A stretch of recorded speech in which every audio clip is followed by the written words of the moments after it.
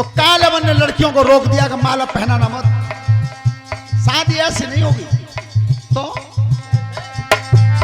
कालियवन जब बोली न होए पर ना ठोक चले जब छाती, तबई ब्याह होई गो बेटिन को मेरो लड़े ओ खेत में आती।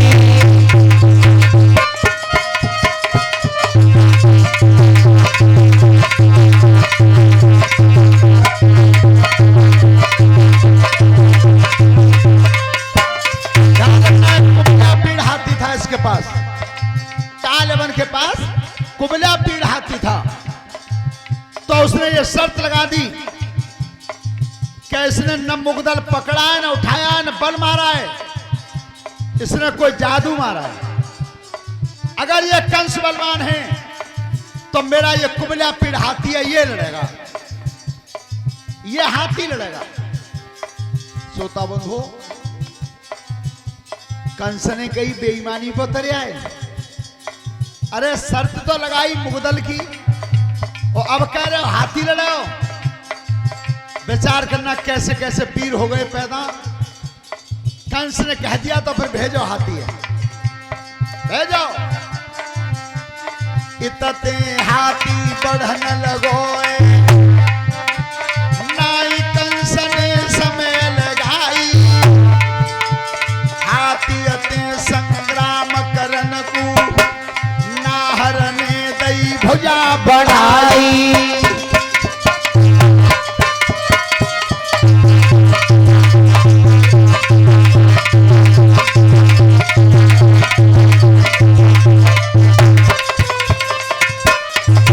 अरे पीछे चौक में नजर करिए,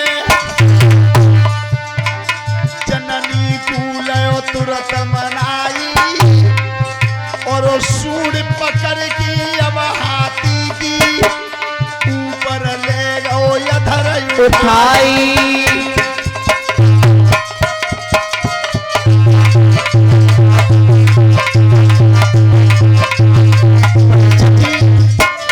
जिसमें कुबला पीड़ हाथी को कंस घुमा के धरती पर मार के बीच में से चीरना चाहता था, उसी समय कालेवन ने हाथ उठा दिया, रुक जाओ, मारना मत।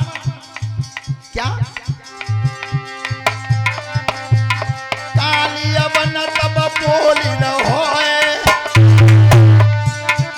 पल को कर्म में जान लयोए, अरे जानती मत हाथी कुमारो, जाइत कन्यादान लयोए।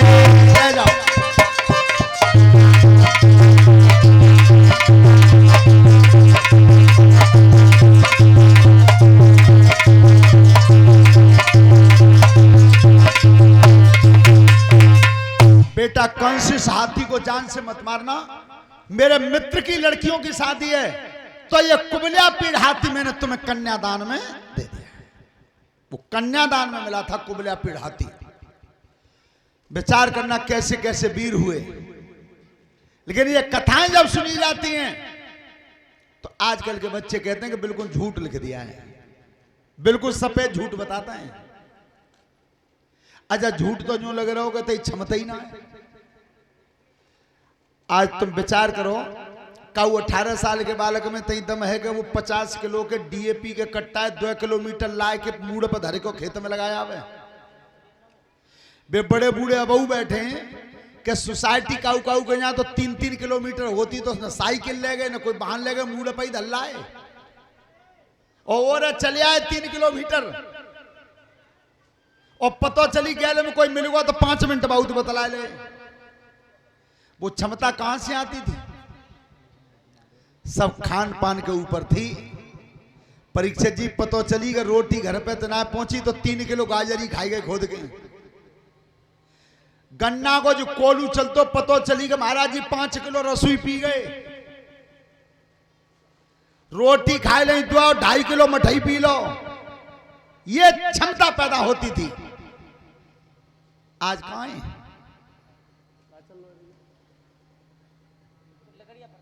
अच्छा, श्रोता बंधु कुछ बता दिया ना तूने?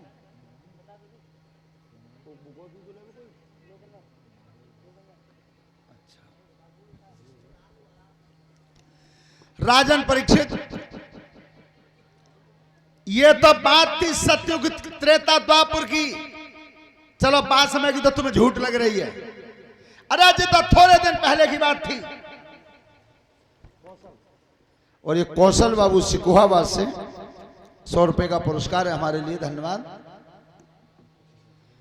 अंग्रेजी जो राज्य आया था, ये अंग्रेज जब आए थे, इससे थोड़े पहले मुगल बादशाह दिल्ली में जसवंत सिंह उनके यहां नौकरी करते थे। ज्यादा नहीं, ज्यादा से ज्यादा 300-400 वर्ष हुई। तो जसवंत सिंह अपने बेटा पृथ्वी सिंह की कुश्ती शेर से बधियाए थे और दिल्ली के चौक में, और पृथ्वी सिंह ने शेर से कुश्ती लड़ी और शेर को भरे दरबार के बीच में बीच से फाड़ दिया था। ये अबे की बात है, थोड़े दिन की। वो तो चलो तुम्हें हाथी की तो झूठ लगाई।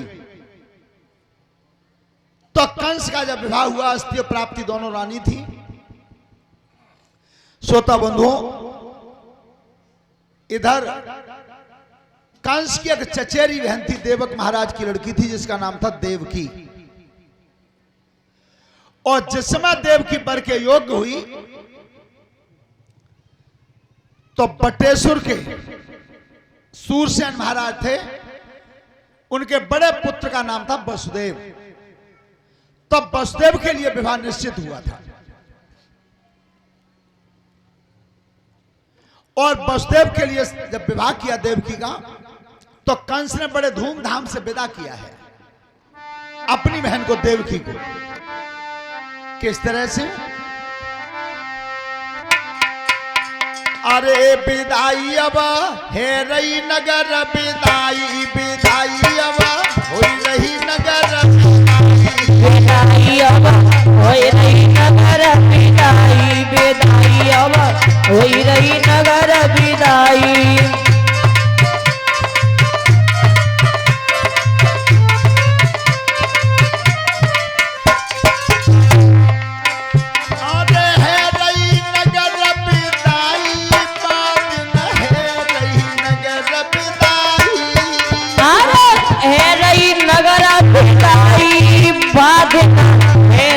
नगर पिताई पिताई अब हो रही नगर पिताई पिताई अब। बाहन जोर मथुरा में, बोलो। अरे मथुरा में तब दोनों ले चढ़ाई, विदाई अब हो रही नगर पिताई पिताई अब।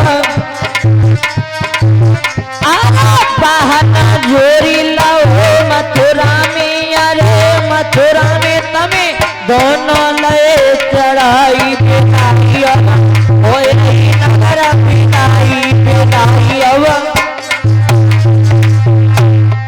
निकल की कोच चलो मथुरा से, अरे मथुरा से गयो यमुना पे आई, विदाई अब हो रही नगर विदाई विदाई अब। निकल के खोज चलो मथुरा से, मथुरा से गौ जमुना पे आई, पिताई अब हो रही नगर पिताई पिताई अब। महाराज परीक्षित जिस समय देवकी की विदा की थी कंस ने, तो जिस वाहन में दोनों बहन बहनोई बैठाए, उस रथ को कंस ने स्वयं चलाया, स्वयं हाँका। और जिस समय वो रथ निकल के यमुना जी के किनारे पे आ पाया, और तब हुआ क्या है?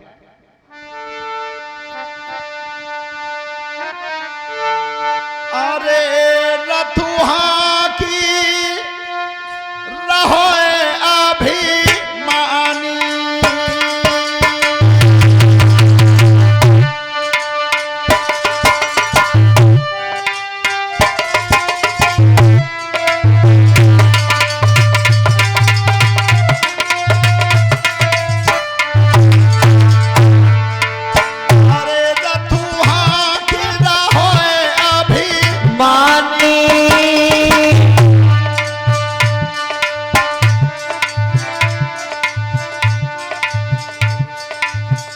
और ये श्रीमान दीवान सिंह जी उनकी तरफ से 100 रुपए का पुरस्कार है। व्यासपीठ के माध्यम से परमात्मा सुख समृद्धि देता रहे।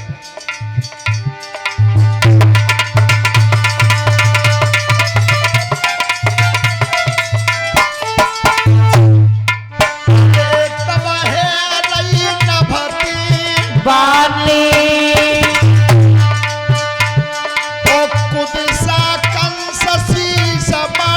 रानी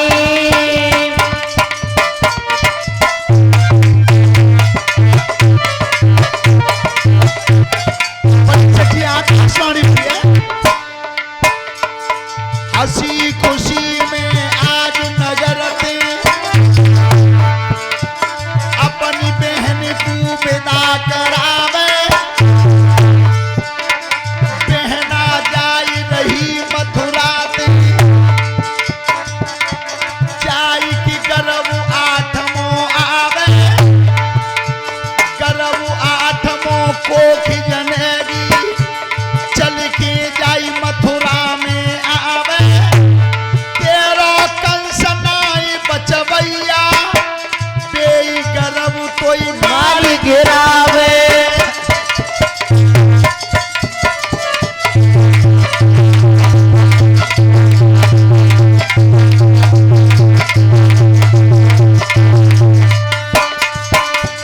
आकाशवाणी हुई है कंसराज, जिस बहन को तुम इतने प्यार से विदा कर रहे हो इसी बहन की 8वीं संतान तुम्हारा